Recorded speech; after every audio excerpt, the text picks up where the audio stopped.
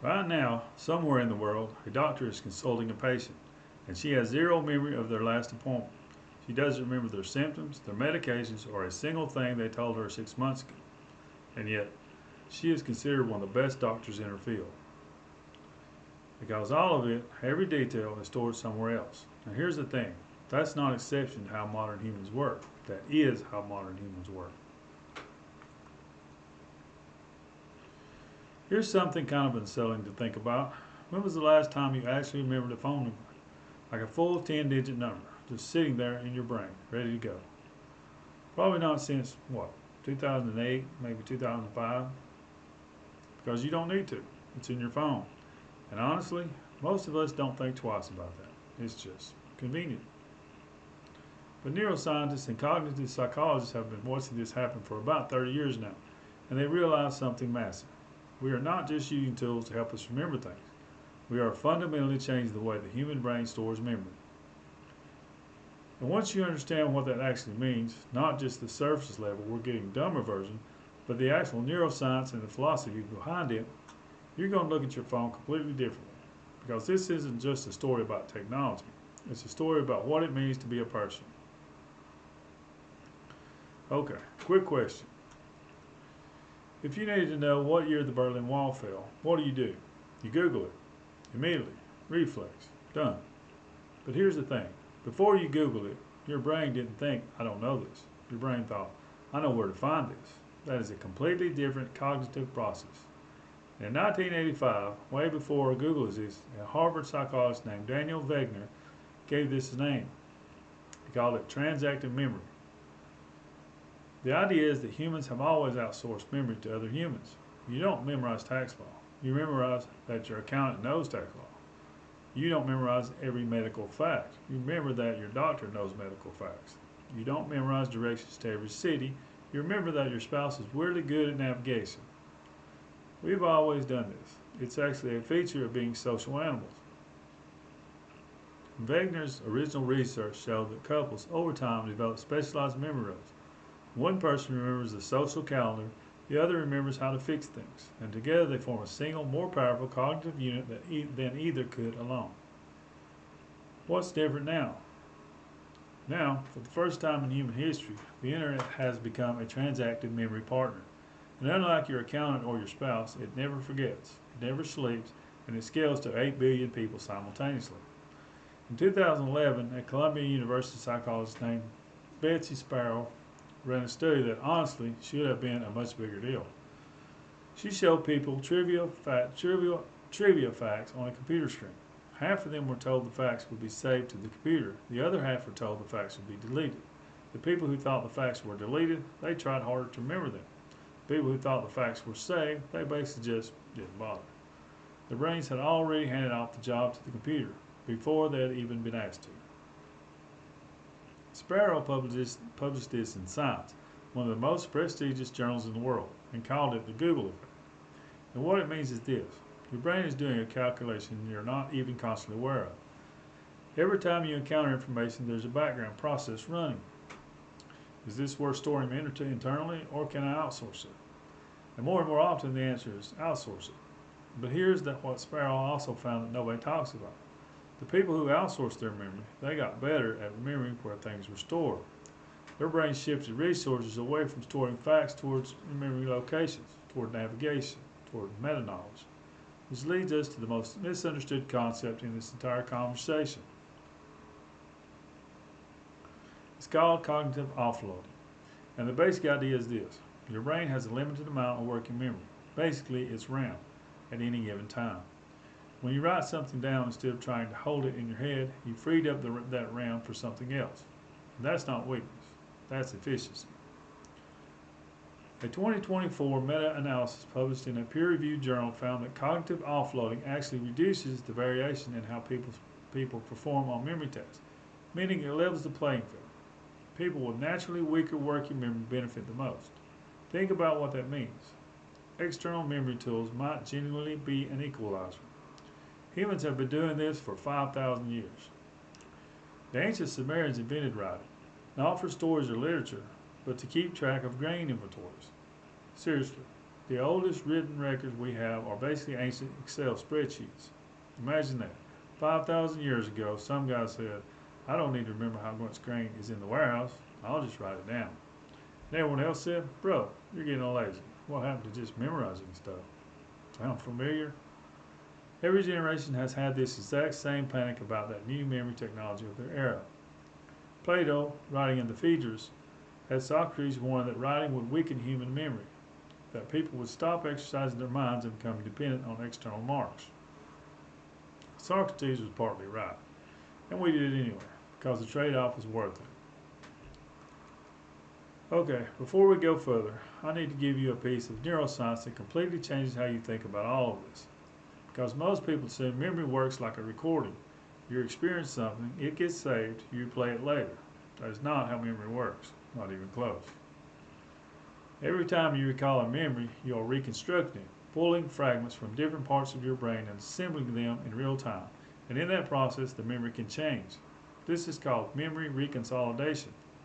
It was established in research going back to the early 2000s and has been replicated dozens of times since.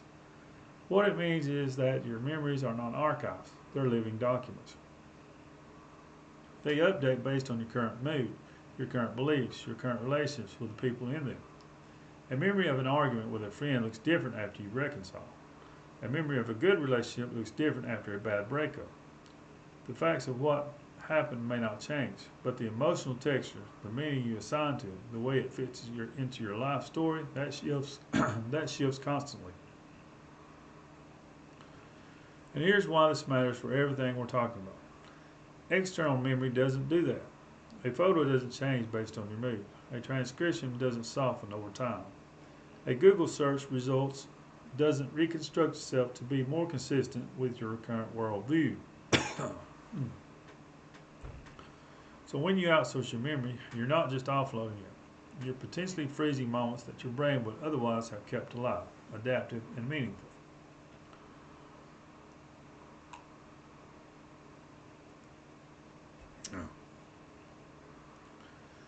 Here's a study that I think is genuinely one of the most interesting findings in modern psychology. In 2013, a researcher named Linda Hinkle at Fairfield University ran an experiment at a museum. She had participants tour the museum and look at various objects.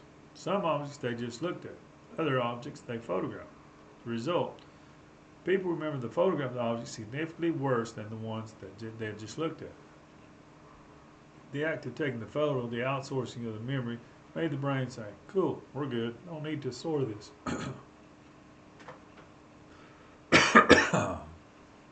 But here's the wild follow-up. When participants zoomed in while taking the photo, focused on a specific detail, they remembered that detail better than people who hadn't taken the photo at all. Excuse me. So it's not as simple as cameras are bad for memory. What the camera does is take the place of your attention. And attention is the mechanism that creates memories in the first place. When you zoom in, you're directing attention. You're engaging. The camera enhances the encoding. When you just point and shoot, you're signaling to your brain that the device will handle it, and your brain agrees and disengages. That study wasn't just about cameras. It was about what happens to human attention when we outsource the act of remembering. And the answer is this. Attention follows. It goes wherever we send the job.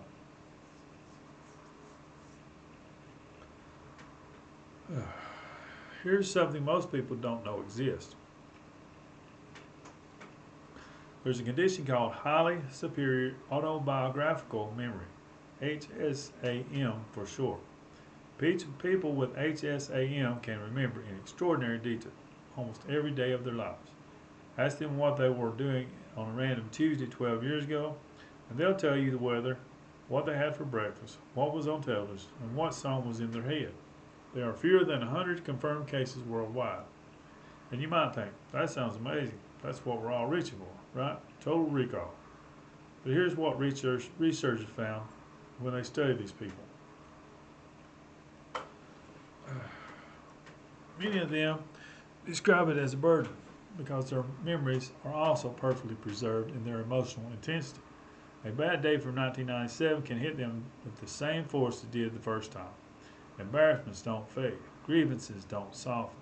The normal human memory system, the imperfect, reconstructing, slightly lying version, turns out to be doing something important. It's letting you move on. Forgetting, it turns out, is not a bug. It's a feature. And our external memory systems, which are designed to preserve everything perfectly, might actually be stripping that feature away from us without us realizing it. Okay, now let's take this to the next level. Because cognitive offloading with phones and Google, that's old news. What's happening right now, today, is genuinely science fiction territory. There's a growing movement called lifelogging. In 2004, a Microsoft researcher named Gordon Bell started an experiment. He wore a camera around his neck every single day that automatically photographed everything he saw, every room, every person, every document on his desk. He also recorded his phone calls, saved every email. The project was called My Life Bits, and it ran for years. Bell and his colleagues Jim Gimmel eventually wrote a book arguing that total recall of your life is not just possible, it's desirable. They believed that the limitations of human biological memory were a problem to be solved, that perfect external storage was the neural next step in human cognitive evolution. Fast forward to 2023. A company called Rewind AI launched a small pendant you wear around your neck. It records everything you hear and say throughout the day, every conversation, every meeting, every offhand comment. Then it transcribes it, organizes it, makes it searchable. At the end of the day, you can ask it, what did Sarah say about the budget in the 2 p.m. meeting? And it tells you. Then Meta released Ray-Ban smart glasses with a camera and an AI system.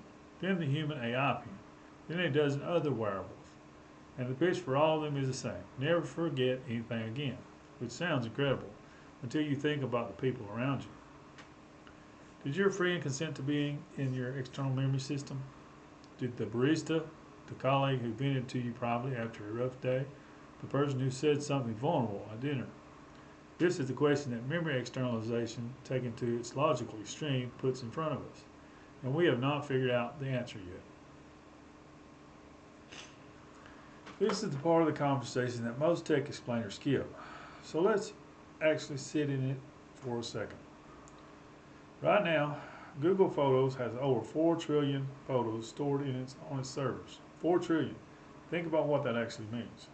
The most intimate moments of billions of human lives. First days of school, medical documents, photographed for convenience. Arguments accidentally captured, the last photo ever taken with someone, are sitting in a data center somewhere. And an algorithm is scanning them. Not a human, an algorithm, recognizing faces, identifying locations, building a semantic map of your life.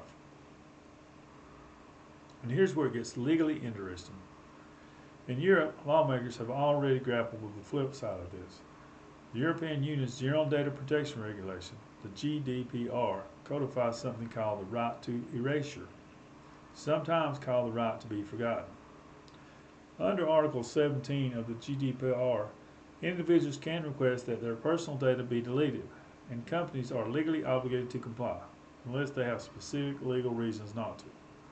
The principle originated in a 2014 case before the EU Court of Justice, where a Spanish man successfully argued that Google should remove outdated search results about him. But here's the tension. One person's right to be forgotten is someone else's right to remember accurately. And in an era of total external memory, where every conversation, every photo, every transaction is archived, the question of who controls the delete button is one of the most important legal questions of our time. In 2018, researchers found that when people store memories externally over long periods of time, they begin to feel less ownership over those memories. They remember the fact of the event, but the feeling of having lived it, the emotional texture starts to fade. The memory becomes a file, not an experience. Here's the thing that keeps coming back to me about all of this. Memory isn't just story. Memory is identity. Psychologists who study what's called narrative identity, researchers like Dan McAdams at Northwestern University, I spent decades showing that our sense of self is built almost entirely from the story we construct from our memories. The key word is construct. You are not a neutral recorder of your own life, you are the author of it. Think about this. Two people can have the exact same experience, say a difficult childhood, and one will build a story of resilience from it, and the other will build a story of damage. The facts don't change, the narrative does. That narrative, the story you tell yourself about who you are and why, is the core of what makes you you. Researchers describe these as self-defining memories, the handful of experiences that anchor your sense of identity. Studies show that healthy narrative identity requires a specific balance, enough emotional specificity to feel real, combined with enough distance to find meaning. External memory disrupts that balance. A photo from a terrible family holiday doesn't give you distance, it locks you at the moment of exposure. A recording of an argument doesn't let you reconstruct it more charitably over time, it freezes it. And if your memories are frozen, perfectly preserved, algorithmically indexed, always available, then in some meaningful sense, so are you. Let me give you 4 things that are actually happening right now because of this shift.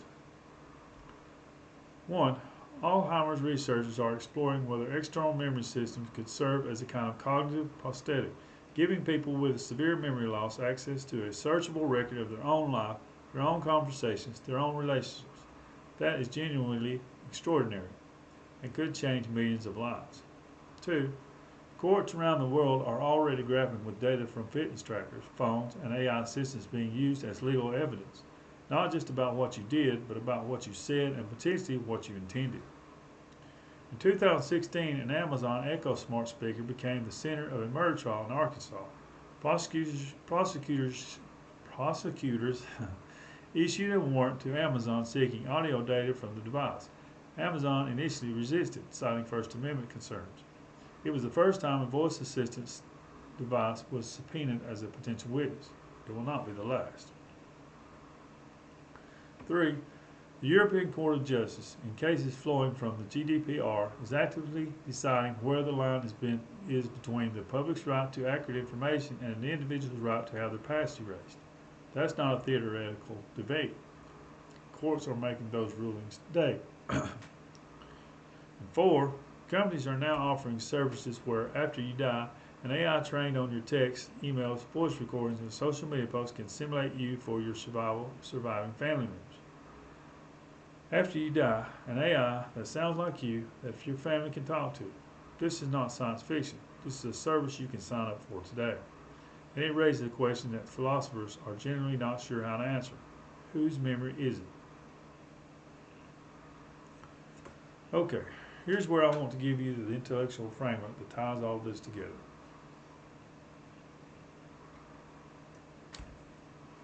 In 1998, 2 philosophers, Andy Clark and David Chalmers, published a paper that, quietly, became one of the most cited philosophy papers of the 21st century. It was called The Extended Mind. Their argument was this: we already think of the brain as the seat of the mind. There's no principal reason to draw the boundary at the skull. If a notebook plays the same functional role for you that memory plays inside your head, if you use it to store information, retrieve it, and act on it, then in what meaningful sense is the notebook not part of your cognitive system? Their famous example was a man named Otto, who has early stage Alzheimer's. He carries a notebook everywhere. When he wants to go somewhere, he checks the notebook. He trusts it. He acts on it. Clark and Chalmers argued, for Otto, the notebook is his memory, not a replacement for it, not a prosthetic, the actual memory, just located outside his skull. If Otto's notebook was part of his mind, what does that make your iPhone? Now, the extended mind theory is still debated. It has serious critics in philosophy and cognitive science. But the debate itself tells you something important. We are the first generation of humans who actually need to answer this question, because for all of human history before us, the tools were simple enough that the question didn't really arise. A notebook feels like a tool, But an AI that thinks for you, remembers for you, speaks in your voice, and anticipates your preferences, that's a different kind of question. This is where I think the stakes get really serious. Because if your memory is partly external, if your identity is partly constituted by data that lives on servers, then the question of who controls that data is not just a privacy question, it's an existential one. Right now, think about how much of your mental life flows through systems controlled by a small number of companies.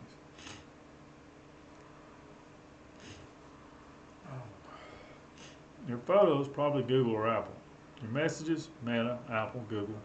Your search history, which is essentially a record of everything you've been curious about or worried about, Google. Your location history, Google, Apple. Your medical concerns, probably Googled, probably logged. None of this was stolen, you handed it over, one photo at a time, one search at a time. And the companies holding it, for the most part, are not evil. Many of them have made genuine commitments to not using this data in harmful ways. But companies change, policies change, governments change, and the data doesn't go away. In Europe, the GDPR gives people the legal right to request deletion, to be forgotten. But in the United States, there is no equivalent federal law. Your right to have your data deleted depends on the state you lived in, the platform you're using, and whether that platform decides to comply. Which means for most people, on most platforms, in most of the world, you cannot actually delete yourself. So where does all of this leave us? I don't think external memory is the villain here. And I don't think it's the hero either. I think it's a tool, maybe the most powerful cognitive tool humans have ever built.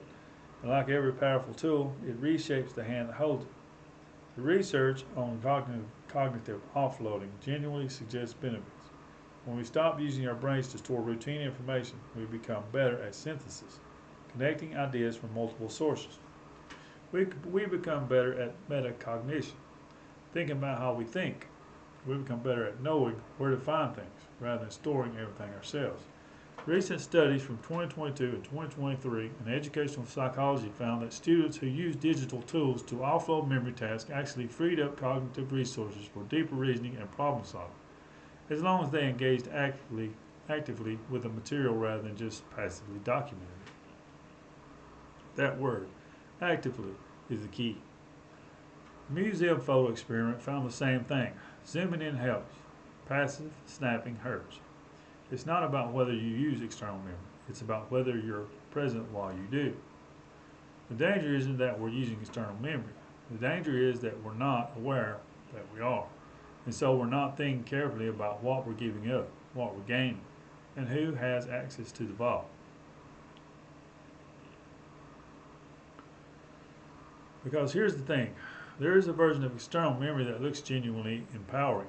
Researchers who study Alzheimer's and dementia are working on systems that could let patients who maintain coherent relationships with their families by accessing a rich archive of shared memories, who visited, what was said, how a grandchild's name is spelled.